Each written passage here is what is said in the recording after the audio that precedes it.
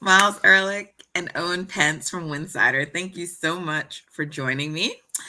Uh, Listen, we just had a really great conversation about the new WNBA champions, but we need to also spend a little time talking about the Minnesota Lynx, the team that lost, uh, because they were a part of giving us a historic WNBA finals. And they're a team that often is overlooked by the mainstream media. They felt overlooked. They talked about it regularly throughout the season. And I know it's not the outcome that they wanted, but for them to get to the WNBA finals, go the full distance into overtime, and actually have a very good chance of winning that game, which their coach felt was stolen from them, I think says a lot about the Minnesota Lynx. But we do have to start with their coach because they lost that game last night, and Cheryl Reeve went into the post game and really ripped the refs a new one. Look, we've heard coaches go off in post game pressers before. Not really a shocker from someone like Cheryl Reeve. She speaks her mind, and she's spoken her mind throughout this season and these playoffs. But for her to say that that shit was stolen from us, I want to say the explicit the explicitives, because like what? And then I mean, what a backhanded compliment to give the New York Liberty. It took them 28 years. Congrats to them. We were close to our fifth. I mean, wow. I mean, listen, I got to tell you, I can be petty. So a part of me really respects this kind of petty, but it's like, I'm just like, wow, Cheryl. And I get it. Like, she's pissed. They are pissed. And they have some reason to be pissed, right? Like, there were egregious and bad and missed calls throughout the whole year, the whole season. And theirs were at a pivotal point last night. I still feel like the Lynx had opportunities to win it. And at some point, you're going to have to own that. But I don't know. Even though I know she can do this, I'm still a little shocked by this, Owen. I'm still a little shocked. This is really vindicating for me because I was saying early on in the series, I was like, we do not get better press conferences than Cheryl Reeve. I was like, this is so great. She gives us honesty. She gives us humor. She's funny. She's taking shots. And whew, if only I had known what would be in store after Game 5, because this is the Hall of Fame of petty.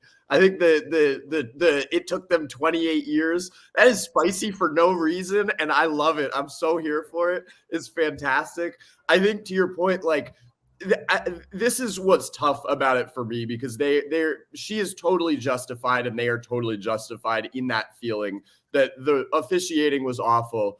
I think it's magnified when the margins are so thin. We had a series where 4 of the 5 games came down to the final possession. 2 games went to overtime. And the only game 2, that did not come down to the final possession was, a 1 possession game in the final 5 minutes. This was an unbelievably close series, and it's way easier to feel like if one call goes your way, you win the series, because literally it's true. That's how close this was. So you're right. Like, they have a lot of other stuff to go back and look at and say, well, if we did that, we win the series. If Courtney Williams, who is just phenomenal and who doesn't deserve any blame because she just exceeded every expectation this year. But if Courtney Williams just has even a B- Courtney Williams game, they win the series. So there's a lot of different things you can point to, but ultimately I understand the impulse right in the emotional aftermath of losing to say that. And if anyone can act like that in a press conference, it's Cheryl Reeve, because like she said, it took you guys 28 years to get one, and I've got 4 at home. So I'm chilling. I mean, Myles, like, again, I understand, because I mean, I think she's obviously, she was talking about the call. She challenged a foul that was called that sent Breanna Stewart to the free throw line to tie the game and send it into overtime. And on that play, even before we got there, like, Brianna clearly traveled. So I don't know if she mentioned that in the post game, but that was just like a missed call on the refs, right? But I still felt like all of that's true and it's a problem. But you, like, your star, like, because even when you bring up Courtney, Owen, and it's valid, and I was in the scrum with Courtney Williams, and she was feeling it. She felt really bad. So I really kind of hate to see people piling on her today because she's definitely carrying that. But Nafisa Collier, you put the ball in your star's hand, just like the Liberty last night. They put the ball in Stewie's hand, even though she wasn't having a great night. And she got called, she got the foul call, and she went to the line and she knocked down the 2 free throws when it mattered. Nafisa Collier had a chance to put the Lynx up 4 and would have sealed the game, and she blew a layup, and that happens to every great. Every great has that moment in finals history where they make a really critical mistake. I can't think of one that doesn't, and they use that to fuel them and come back. But it's I understand why she feels the way she feels, but they had plenty of chances to win. And then at the end of the day, you guys had overtime. You had a whole overtime, and your team, like, I felt like they buckled to the pressure, just throwing the ball away, Myles. So I don't know. What do you think about all of this? So I have a very specific but weird person to refer to here when I was just thinking about how this series went down. And after game 3, when I was actually waiting for you in your hotel before we recorded the other day, Sabrina's dad walks in, Dan Ionescu, and is talking about Cheryl's comments at that point after game 3, because Cheryl was also upset about that and called out the refs there. And he's a former taxi driver, and he said, if you're driving and you get pulled over, you can't just argue with the cops. It's like, it doesn't matter if everybody's speeding, you get caught, you just deal with what the consequences are and you move on with your day.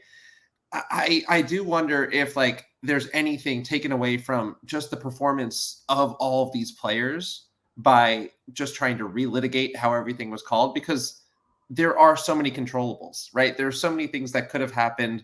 You talk about Nafisa missing that shot. Brianna Stewart misses a free throw in game 1 and then misses that layup, smokes that layup in overtime. That could have tied the game, sent it to double overtime. We saw Asia Wilson miss a layup against the Liberty that she never misses. Like, as you said, the Stars are going to have the ball in their hands in those biggest moments, and it's on them at that time to execute.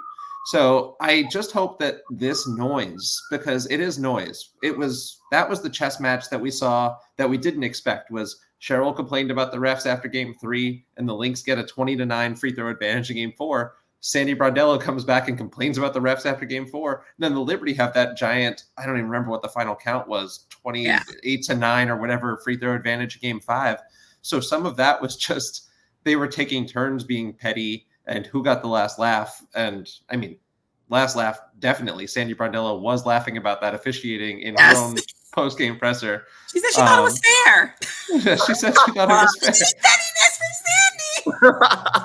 So, because I think that it does a disservice to just everything that we saw, to just have the takeaway be this was stolen from us and not a congratulations the other way, because there's a lot of time, I think, to go back and review all of this. But it came down to the plays that happened on the court, because there were, I think in the first half especially, the Liberty were complaining a ton to the refs because they thought that they were being the aggressors and driving downhill and not getting any whistles. And it swung when they started to move the ball, when they started to make the Lynx, put the Lynx in rotation, make them scramble. And then the Liberty were attacking a lot of just second side and getting downhill, getting the team playing and moving.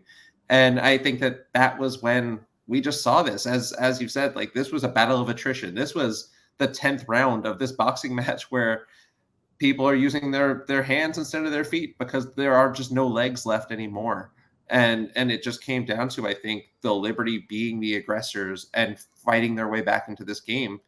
And that just really, obviously, some of the calls, the travel that was missed, The foul itself, I think, was one of those where it's like we're going with whatever we called because it's too close to say otherwise. Right.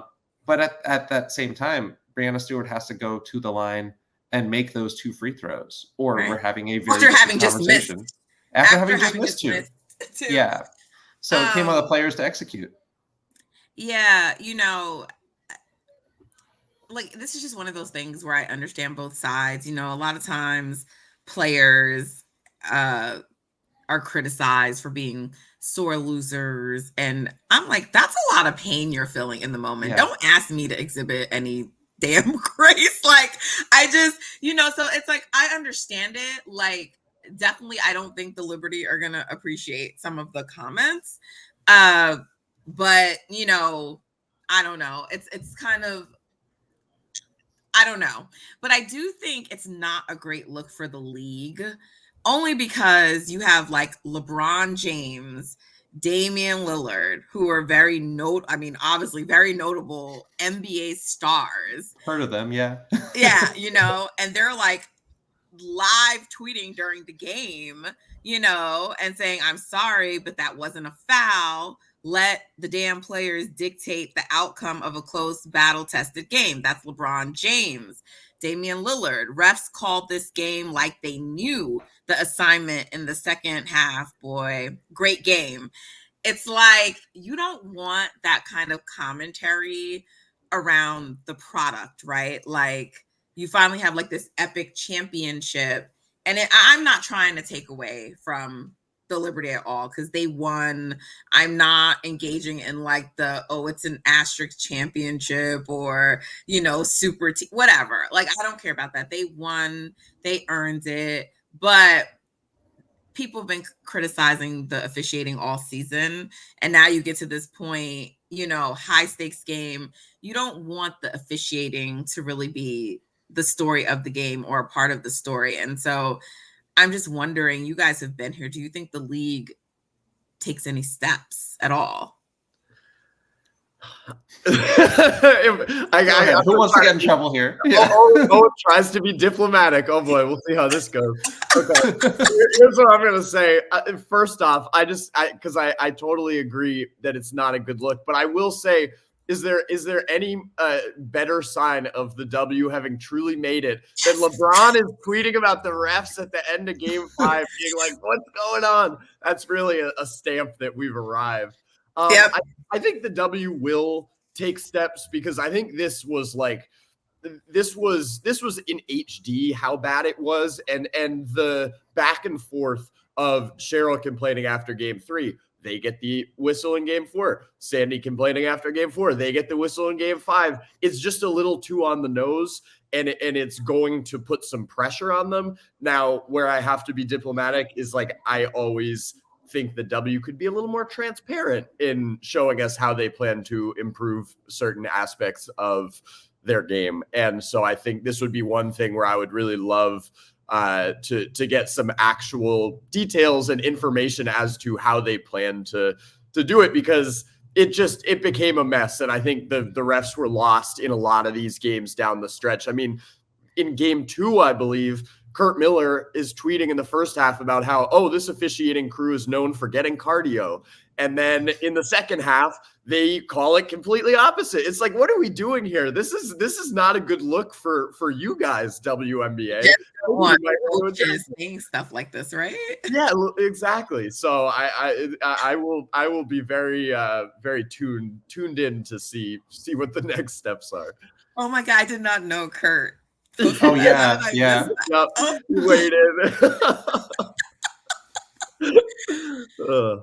Well, look, the Lynx season comes to an end, but I asked Courtney in the scrum, I said, unfortunately, this is not your first time being here in this situation. How long does it take to move past this, to, process it and, move on? And she said, it varies, so I don't know. And I don't know if it's going to feel different for her this time around. There's a lot of attention on her. So they have nothing to hang their heads about. They really don't. I know they won't feel like that, but the Lynx were one of my favorite teams to watch this year. They're so good. They're such a great basketball team, and I expect them to be back here again next year, or have a very good chance of getting back here next year, and to potentially, at least for a couple of seasons, especially with Nafisa Collier sort of, I don't want to say beginning her ascendance, because Fee's been great for a little while now, but like kind of solidifying, like I'm there with, Asia and Stewie. I still probably give the edge to Asia, but was the question answered in this series? Who's better, Fee or Stewie? I'm going to ask you two. To me, the question was emphatically answered in the best way, which is that no, it's like there's nothing separating them. I love this matchup because I agree. I think Asia's the best player in the world. But when we talk about Breanna Stewart and Nafisa Collier, it's like two players who are specifically designed to stop each other. And so it's fascinating to watch them go head to head, and so little separates them, and they are both so phenomenally good on both ends of the ball and just at everything they do that I would be hesitant to even be like, oh, well, Nafisa gets the edge because of X, Y, and Z, or Stewie gets the edge. It's like, no, these are just two of the best players in the world, and it's always fun to watch them. It almost like cancel each other out sometimes, where then it is like, all right, now it's John Quell's series, whatever. Just hats off to both of them. Also, just playing 45 minutes. I mean, both of them at the end of the series, there's like other people are getting a little bit of rest. Nafisa, Breanna, no rest. What'd Fee get until she fouled out? Like 22 seconons until she fouled out in overtime? Yeah, I think she's very annoyed that like she was the one who committed that foul. Like I just didn't understand why no other Lynx teammate understood that they needed to foul there. It didn't seem, and it's just like, I get it, they were likely going to lose, but it shouldn't have been Fee because you need her on the court just if something miraculous is going to happen. I'm sorry, just my little pet peeve. I just wanted to say that fourth quarter, the stars for the Lynx did their best. Kayla McBride in the first half of that fourth quarter just was going downhill every time the Lynx needed a bucket. And then you get to the final 3 minutes and Nafisa takes over the game. That was her game. We saw those legacy performances. And that's what I always hate when you have series that are of this caliber, is that so many of those moments are going to be forgotten because the players did step up, right? And you talked about Courtney and how difficult this was for her. I talked to K-Mac before yesterday's game, and she was in the finals and lost with Vegas in 2020. And I asked her about that and what she learned from that experience. And she said, that was a whole different world. That was in the bubble. That was basketball at its purest form. There were no fans. It was just all you were hearing was the shit talking on the other sideline and the plays being called out. That this was just arenas that were 18,000 plus, 19,000 in all 5 games. And she just took in that moment. So I have so much hurt for her because of how important this was and how much she really stepped up. So it's just like, and she said she kept the rankings from the beginning of the season, as she in should. Her phone. See, that's the I was not one who ranked you ninth. I was not one of them. I will say, I remember we were talking about how all the sports books, because now everything goes through betting in sports, had the Lynx winning 14 and a half games before the season started. They doubled that. They won 30 games in the regular season. They brought in 2 brand new starters and moved Bridget Carlton to the starting lineup. That's 3/5 of your lineup is new for this season. And for them to just be a cohesive unit, I've never seen a team that just plays on a string defensively like this one, because they were undersized, but they were never overmatched. And that's just what I'm going to remember the most about this squad. Bars. Casually just dropping bars. They were undersized, but never overmatched. I like that. Sorry.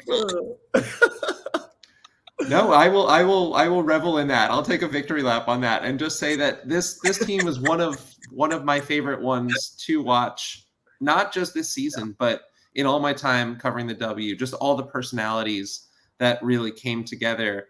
And there was so much love in that locker room, and the players, the way that they spoke up for each other and the way that they understood. And I think it being an Olympic year also just brings that to another level, seeing that Alana Smith and Nafisa Collier and Bridget Carlton, they're out there representing their countries and then coming back, and they are competitors for 3 months in the middle of the season. And then they're coming back and sharing those experiences. This was just such a long grind. And it sucks that one of these teams had to lose, because we all won just being able to watch this. For sure. Well, on that note, I think we'll leave it there. Minnesota Lynx, thank you for giving us an amazing season. I'm looking forward to what they do next year. I really am. I'm sure they will make some changes, but I expect their core to hopefully remain the same and for them to try to run it back. And I look forward to what that will look like. So again, Myles and Owen, I appreciate both of you so much for joining me. I'm already ready for the next WNBA season, and it just happened.